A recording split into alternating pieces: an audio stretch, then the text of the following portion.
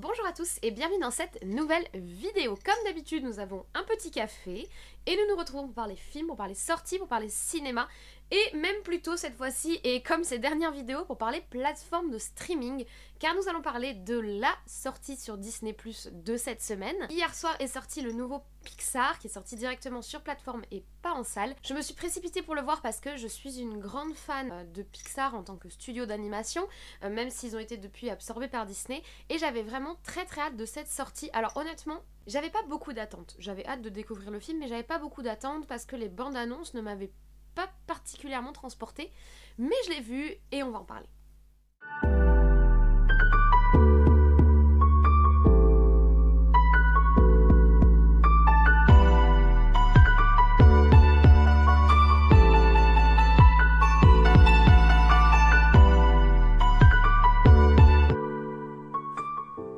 Petite parenthèse avant que la vidéo ne commence, si vous entendez des bruits, c'est ma voisine qui passe l'aspirateur. Ça fait 2 heures que j'attends pour filmer cette vidéo parce qu'il y avait une alarme de voiture qui sonnait dehors. Et quand enfin l'alarme de voiture s'est arrêtée, ma voisine a décidé de passer l'aspirateur. Donc je suis très probablement maudite aujourd'hui, mais bon, voilà, si vous entendez des bruits, c'est l'aspirateur. Alors, Turning Red, ou Alerte Rouge en français, est un film qui est sorti ce 11 mars sur la plateforme Disney+. C'est le 25e film Pixar et il est évidemment intégré au catalogue Disney puisque Pixar est un studio d'animation qui appartient à Disney depuis plusieurs années maintenant. Faudra qu'on en parle dans une vidéo un jour parce que c'est vraiment une thématique qui me tient à cœur. L'identité du studio Pixar, c'est vraiment une identité, enfin voilà, je m'identifie beaucoup au studio Pixar, il a bercé mon enfance, j'aime beaucoup ce qu'ils font. Et depuis quelques temps, je trouvais que Pixar se démarquait de moins en moins de Disney.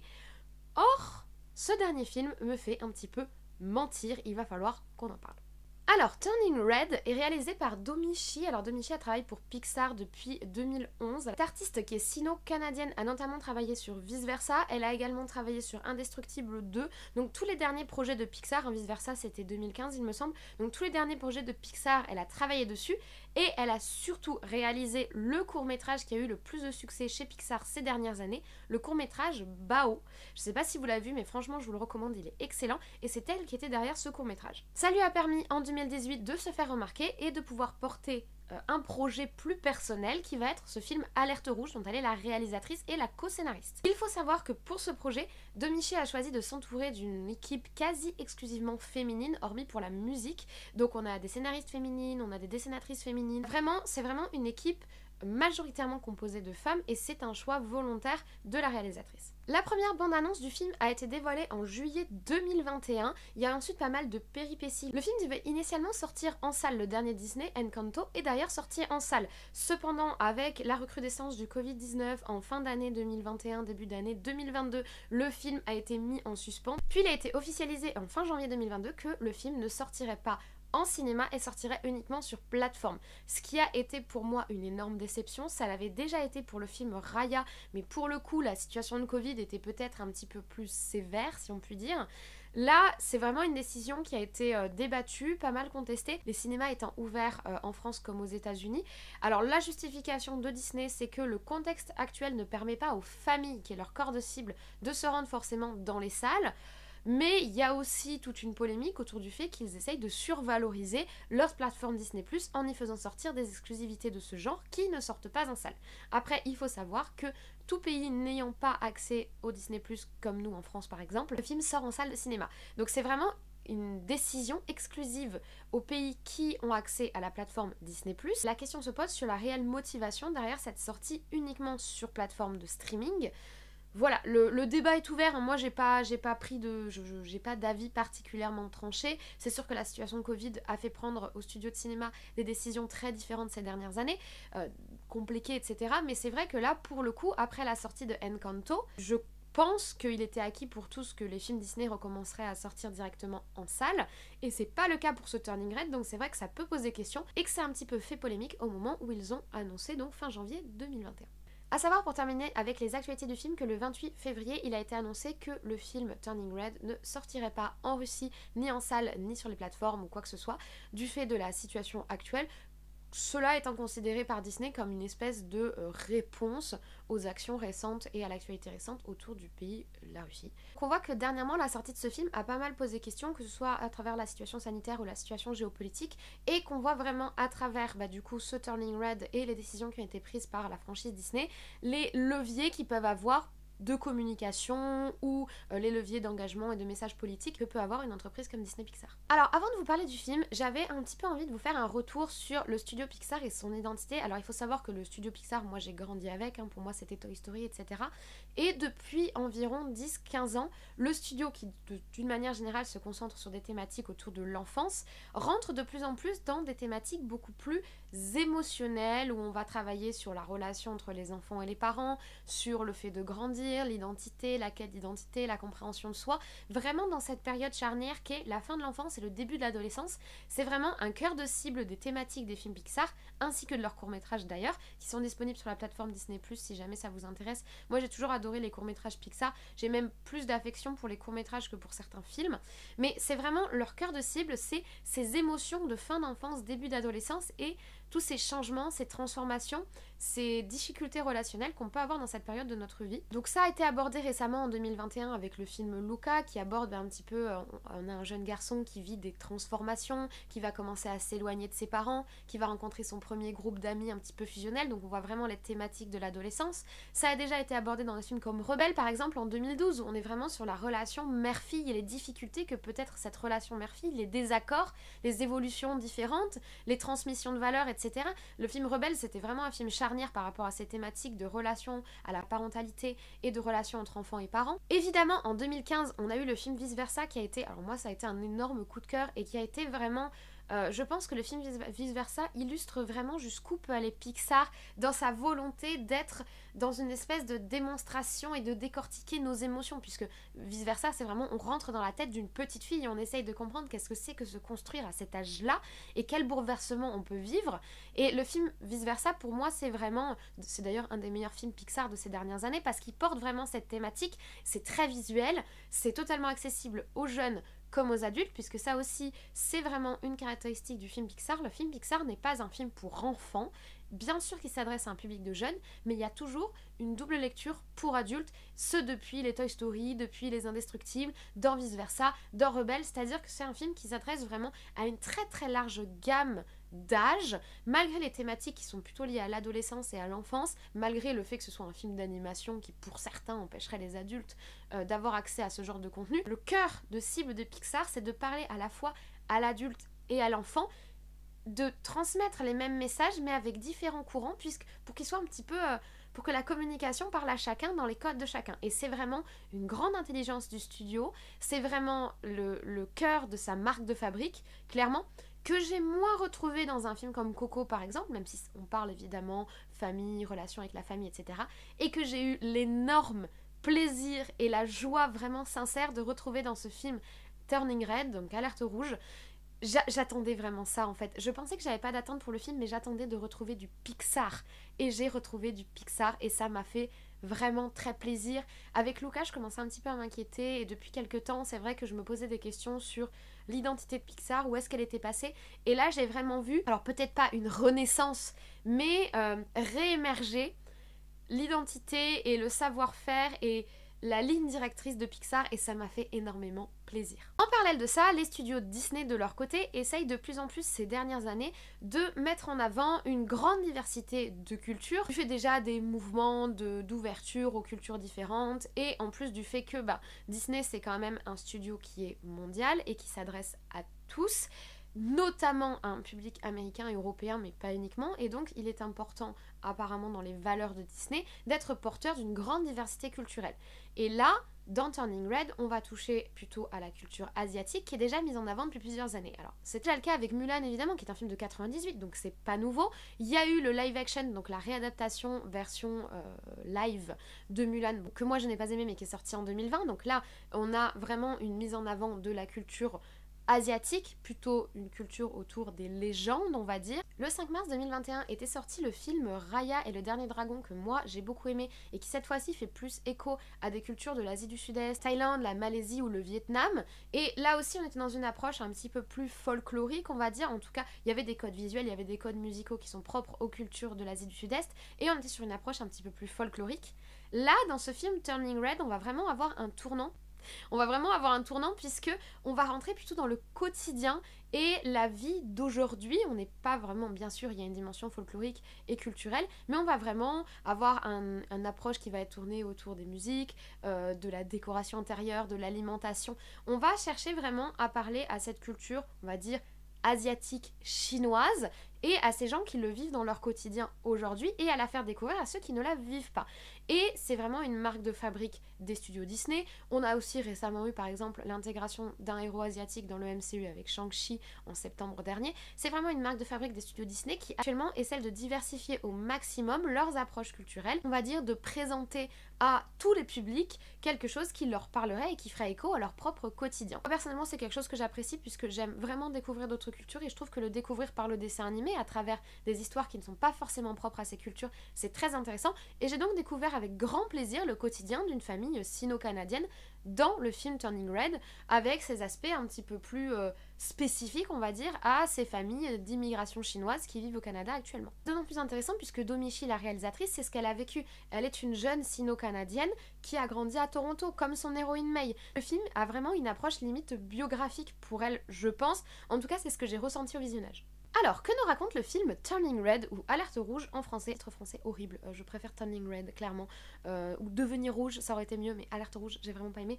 Bref, que nous raconte le film? Nous suivons une adolescente, Mei Mei, qui est en 4e et qui a 13 ans, qui est donc issue d'une famille issue de l'immigration chinoise et qui vit actuellement à Toronto, au Canada. Et cette jeune fille va voir sa vie bouleversée puisqu'elle va vivre un grand changement.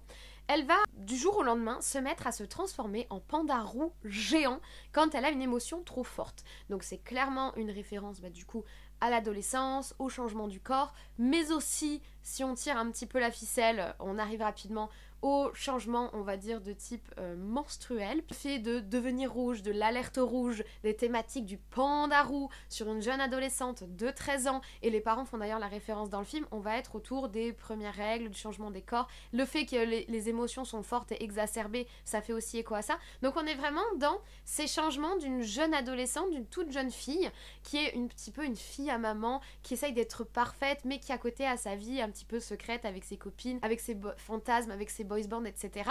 et qui essaye de concilier les deux, sauf que va venir bouleverser son quotidien cette arrivée du panda roux qui fait que elle va devoir être confrontée à ses émotions et elle va avoir de plus en plus de mal à continuer à suivre cette double identité de petite fille parfaite et d'adolescente en plein essor. Et je trouve que la thématique est super intéressante et je trouve que la métaphore qui est utilisée dans le film est super intéressante et puis en plus super mignonne. Le panda roux est adorable d'une manière générale, je vais vous en parler, les dessins sont très beaux de toute façon, mais voilà le film. Ce que j'ai trouvé aussi très intéressant, c'est que l'intrigue se passe dans les années 95-2000, on a des Tamagotchi, on a les boys band, on a Twilight, c'est vraiment des références aux jeunes dont je fais partie et dont j'ai fait partie, donc vraiment à cette jeunesse qui est née dans les années 90 et qui était aux fin de primaire, début de collège, dans les années 2000, donc je suis le cœur de cible clairement. Moi la seule chose qui m'a manqué c'était la tectonique, j'aurais aimé une petite référence à la tectonique, maintenant je suis pas certaine que la tectonique soit arrivée jusqu'aux États-Unis et au Canada, il me semble que c'était plutôt un phénomène européen, français, allemand, on va dire. Mais franchement, j'attendais vraiment de la tectonique. J'étais un petit peu déçue. Mais clairement, j'ai aimé cet environnement qui m'a rappelé ma jeunesse. Après, du coup, je sais pas si ça va parler aux jeunes actuels et je sais pas si ça va parler aux gens qui ont des générations d'avant, on va dire. Je veux froisser personne. Mais en tout cas, moi, ça m'a vraiment parlé. Je suis désolée, le Tamagotchi accroché au sac à dos, c'est mon enfance, quoi. Clairement, moi, j'avais mon Tamagotchi. Bon, je l'avais pas appelé Robert, mais j'avais mon Tamagotchi. Donc vraiment, ça m'a vraiment enthousiasmée. En plus, du coup, ça permet de montrer une jeunesse d'avant les réseaux sociaux qui du coup, bon, moi déjà me parle, mais qui, vu des problématiques qui sont abordées dans le film, permet certaines facilités scénaristiques qui auraient été plus compliquées à faire passer si on était dans un environnement où les réseaux sociaux étaient déjà présents. Mais on sent vraiment que la réalisatrice Domichi et toute son équipe ont mis beaucoup d'elles-mêmes dans ce film et ont mis beaucoup de leur enfance, en fait, de leurs propres expériences. Peut-être au risque de ne pas parler à certaines générations, mais en tout cas, moi, ça a totalement fonctionné et ça m'a totalement parlé. Au niveau de la photographie, le film est très très beau. J'ai eu le plaisir de découvrir des visages un petit peu différents de ceux auxquels on s'était habitué avec le moteur graphique de Disney que l'on supporte depuis Réponse. Je commence vraiment à en avoir marre de tout ce numérique et de tous ces moteurs graphiques qu'on nous resserre à toutes les sauces. En fait, j'aimerais que Disney et que Pixar reviennent peut-être à du dessin, nous proposent de l'aquarelle, nous proposent du crayonné, nous proposent autre chose que ces moteurs numériques graphiques pré-programmés où on a juste à changer quelques paramètres pour modifier très vaguement les visages. Bon là, c'est sympa parce que ce soit l'héroïne May, que ce soit sa mère, que ce soit ses amis, on a une grande diversité de physique et de visage qui nous est présentée, mais j'aimerais vraiment qu'un de ces quatre, Disney et d'une manière générale les studios d'animation, se rendent compte que nous, le public, on aime quand un film a une identité visuelle en fait. Autre que celle qu'on a depuis 15 ans. Je sais pas quand est sorti Réponse et je sais plus si c'était le premier d'ailleurs, mais ça fait vraiment un moment que tous les films se ressemblent un peu. Je suis désolée d'avoir à le dire. Là, on sent qu'ils ont fait un effort, mais bon, ça reste du dessin numérique sur le même moteur graphique que les autres. Et ça devient fatigant. Ça, c'était la parenthèse. Sinon, d'une manière générale, c'est très beau. J'ai beaucoup aimé les décors, j'ai beaucoup aimé tous les détails de Pandharou qui inondent le film et qui sont très agréables et très mignons. D'une manière générale, le film a un aspect très cute, très mignonné, très touchant, très choupinou. Vraiment, que ce soit le design du Pandharou, d'une manière générale, ou le design des personnages, les petits accessoires, les petites barrettes, les petits machins, le film est trop mignon. Vraiment, il y a vraiment un côté doudou. Le film, il fait vraiment petit doudou que tu serres contre ta poitrine et qui te ramène à ta jeunesse à la fin des années 90. C'est vraiment ça. Et c'est vraiment ce que dont j'avais besoin en ce moment. Donc, moi, vraiment, il m'a touchée.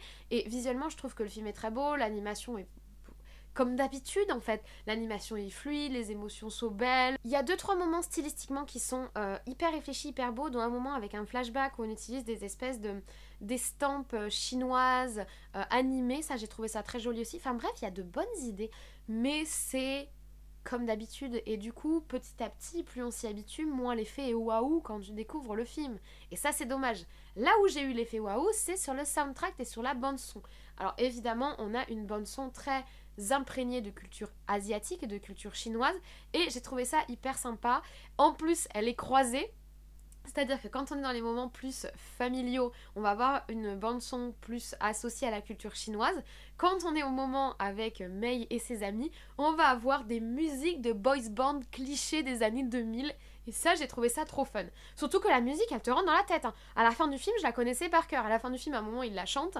Et moi, je me suis surprise en train de la marmonner. Je me suis dit, ah, ça y est, je suis piégée. J'ai été prise dans le tourbillon de la musique. Mais franchement, je trouve que la bande son est très sympa avec cette dichotomie entre l'espèce de modernité cucu-pompon des boys bands années 2000 et une musique plutôt tirée de la culture chinoise asiatique qui, au final, se font pas mal écho et se répondent, mais en étant chacun complètement, enfin chacune a des antipodes. J'ai trouvé ça très intéressant et j'ai trouvé qu'il y avait une belle réflexion au niveau de la bande son qui accompagne, qui est dynamique, qui donne envie, qui donne le sourire. Franchement, je trouve que la bande son, elle donne le smile. Et d'une manière générale, le film donne le smile. Le film, il est plein de good vibes, il est plein de bonnes vibes, c'est vraiment un doudou, c'est vraiment un bonbon et j'ai vraiment passé un super bon moment. Bon, j'ai pleuré aussi, mais parce que je pleure tout le temps devant les dessins animés, c'est comme ça. Mais j'ai vraiment passé un super bon moment, notamment du fait de l'aspect visuel, mais aussi, surtout et plus, je pense, du fait de cette bande-son qui est super entraînante en fait. Il y a un très très beau travail, c'est très beau, c'est très détaillé, etc. Si je devais résumer mon avis, je vous dirais que bon, j'ai beaucoup aimé le film. Il est dommage qu'il y ait eu toutes ces polémiques autour du film, que ce soit autour de sa sortie, que ce soit le choix de la plateforme, que ce soit le contexte géopolitique actuel, que ce soit aussi les polémiques, j'ai vaguement suivi les histoires autour de certains qui disent que le film est tellement intime et tellement propre à la culture et à la vie de sa réalisatrice Domichi qu'on n'arrive pas à s'identifier. Honnêtement, je ne suis pas d'accord. Donc on dit que le film n'est pas relatable, c'est-à-dire que les gens ne peuvent pas se relater là. Tu peux pas t'identifier. Si tu n'es pas issu de la même culture que la réalisatrice et issu de la même période d'âge que la réalisatrice, tu ne peux pas t'identifier. Je ne suis pas d'accord dans le sens où moi je suis complètement rentrée dans le film. Après c'est sûr que Domichi et moi, on va parler les mêmes codes et on appartient plus ou moins à la même tranche de génération. Donc voilà, comme je vous l'ai dit, les Tamagotchi, les machins, les boys bands, je sais pas si ça va parler à tout le monde, mais pour le coup, c'est pas du tout une pour moi, le débat qu'il y a autour de l'identification culturelle est pas justifié vraiment, parce que déjà c'est quelque chose qui est habituel chez Disney, et que c'est pas parce que t'as une héroïne ou un héros que tu vas pas t'identifier, c'est pas parce que ça se passe en Chine, ça se passe aux États-Unis, ça se passe en France, ça se passe en Afrique que tu vas pas t'identifier. Pour moi, ce n'est pas justifié comme critique. Par contre, c'est vrai qu'au niveau transgénérationnel, pour le coup, la question se pose, je suis mal placée pour en parler, mais la question se pose. Les thématiques qui sont abordées, c'est-à-dire la relation avec les parents, le fait de devoir faire honneur à ses parents, essayer d'être la petite fille parfaite pour papa et maman, et à côté avoir ton côté un petit peu rebelle où tu es en train de te créer ta propre identité en dehors de la sphère familiale et au contact de tes amis, etc. Et faire face au changement de l'adolescence, et faire face au changement de ton corps, au changement, etc. Ça, c'est une thématique universelle en fait. Et je pense que c'est quelque chose que vivent tous les enfants et tous les adolescents à un moment ou à un autre dans leur vie. Alors pour le coup, le fait d'avoir des règles, c'est plutôt féminin comme thématique, mais le corps qui change, devoir faire face à des changements dans son caractère, dans ses goûts, ça c'est universel, ça touche tout le monde, c'est pas propre ni aux filles ni aux garçons. Enfin, je veux dire, tout enfant va être traversé par ces thématiques à un moment ou à un autre. Donc je pense moi que le film est relatable, comme ils disent, c'est-à-dire qu'on peut clairement s'identifier, et en plus je trouve que c'est fait avec une certaine finesse, avec beaucoup d'humour. La métaphore de transformation par le panda et d'essayer de tirer profit de cette nouvelle personne qu'on est en train de devenir, moi je la trouve intéressante, fine et plutôt illustrative, et je vous dis, et qui parle à la fois à l'adulte qui va aller peut-être plus loin dans la réflexion, et à l'enfant qui va juste voir une fille qui a la chance de se transformer en panda, et c'est cool et c'est mignon. Donc je pense sincèrement que les polémiques qu'il y a autour de ce film sont pas justifiées, et pour moi c'est un très bon Pixar, et je retrouve le Pixar que j'aime en fait, et ça me fait vraiment plaisir. Je suis vraiment contente de retrouver ces thématiques, de retrouver cette fraîcheur, cette bonne humeur que j'avais pas eu dans un film comme Luca, et qui était peut-être moins présente pour moi dans un film comme Coco par exemple, et que là je retrouve, et j'ai eu un vrai enthousiasme en regardant le film, alors que pour le coup, en regardant les bandes annonces, j'étais... Oui, ça avait l'air mignon, voilà, j'aime bien les pandas. Mais là, vraiment, quand j'ai vu le film, ça m'a fait un vent de fraîcheur en fait. Et c'est ça Pixar pour moi, c'est un vent de fraîcheur, c'est des messages. Vraiment un côté à la fois retour en enfance, mais avec un regard critique sur l'enfance, et à la fois tendre et critique en fait. Une sorte d'analyse tendre de ce qui a bien pu se passer dans cette période-là de notre vie. Et je l'ai retrouvé et ça m'a fait vraiment très très plaisir en fait. J'ai sincèrement trouvé qu'il y avait des personnages qui étaient ultra attachants. J'ai adoré le personnage de la mère et de la grand-mère, je les ai trouvées très touchantes. Bon, Mei Mei, je l'ai trouvé un peu relou, mais j'ai un problème récurrent avec les héroïnes et avec les héros, donc voilà, moi c'est pas nouveau, mais Mei Mei je l'ai trouvé un peu relou, mais je me suis vraiment attachée à sa famille, son père est ultra touchant également, bon ses amis, oui voilà, ça va 2 minutes, pareil, mais moi c'est surtout sa famille qui m'a beaucoup touchée, j'ai trouvé que l'écriture des personnages était très fine. Après, en y réfléchissant à tête reposée, je me suis dit que c'était un rebelle à l'envers. Je sais pas si vous voyez ce que je veux dire. Dans Rebelle, c'est la mère qui se transforme en animal, la fille qui essaye de l'aider et ça va resserrer leurs liens. Et là, on va être sur la thématique inverse. La fille se transforme en animal et les parents vont essayer de communiquer avec elle et de l'aider comme ils peuvent. Donc on est un peu sur un rebelle à l'envers. Du coup, c'est vrai que du coup, la thématique manque un petit peu d'originalité, même s'ils ont inversé le système. Voilà, ce serait le seul bémol que j'aurais, mais bon, c'est vrai que user de la transformation animalière, c'est un gimmick récurrent dans les fables, dans les histoires. Donc, que ça revienne dans différents films de Pixar, c'est pas particulièrement gênant. Mais bon, quand je l'ai réalisé, je me suis dit, ah mais oui, mais en fait, c'est totalement ça. Sur le moment, dans le film, j'y ai pas du tout pensé, et en y réfléchissant, je me suis dit, c'est rebelle à l'envers, en fait, quand on y réfléchit. Plus ou moins les mêmes thématiques, plus ou moins la même attitude, mais juste dans l'autre sens quoi. C'est un peu dommage, avec le recul, c'est un peu dommage. Mais le film reste très sympathique. Sincèrement, le film reste très sympathique. Il y a de bonnes idées dans ce film, il y a une musique sympa, il y a des rêves sympas, une histoire sympa, des personnages sympas, bien écrits, touchants. J'ai pleuré, bien sûr que j'ai pleuré. Évidemment, j'ai souri, j'ai pleuré, j'ai chantonné la chanson des boys band. Donc techniquement, j'ai vraiment passé un bon moment. Et il y a un petit côté cliché qui donne le sourire. Moi, je trouve sincèrement que en fait, le plus gros bémol, l'énorme bémol de ce film, c'est qu'il aurait dû sortir au cinéma en fait. Il méritait des grands écrans. J'aurais voulu le voir en salle. J'aurais vraiment voulu le voir en salle. Et ça m'agace. C'est comme Raya. Raya, j'ai beaucoup aimé. J'aurais voulu le voir en salle. Et ça m'agace. Ça m'agace beaucoup. Voilà, le fait que, encore maintenant, en mars 2022, on soit encore en train de se dire que certains contenus auraient dû sortir en salle, alors même que les cinémas sont ouverts, pour le coup, ça m'énerve. Ça m'énerve. Ça m'a énervé. Clairement, ça m'a énervé. Mais bon, sinon, le film, je vous le recommande. Honnêtement, j'ai passé un super moment. Et pour moi, Pixar vient de se secouer un peu les puces et Pixar vient de me refaire du Pixar et je suis contente. Je suis contente parce que ça me fait plaisir, parce que j'adore ce studio en fait. J'ai hâte de le revoir en fait, je pense que je vais me le revoir incessamment sous peu. Bon là je suis un petit peu sous l'eau, reprise du travail fait un petit peu mal, mais je pense que je vais me le revoir incessamment sous peu et j'ai hâte de le revoir, franchement regardez-le. Voilà, je vous remercie d'avoir écouté cette vidéo sur Turning Red. Je suis désolée si elle est un peu longue, mais comme elle aborde des thématiques qui peuvent être un petit peu touchy, je préférais être précise dans mes propos. J'espère que, du coup, que vous avez compris mes arguments. J'espère que je vous ai transmis le plaisir que j'ai eu à regarder ce film et j'espère que vous le regarderez si vous ne l'avez pas encore fait.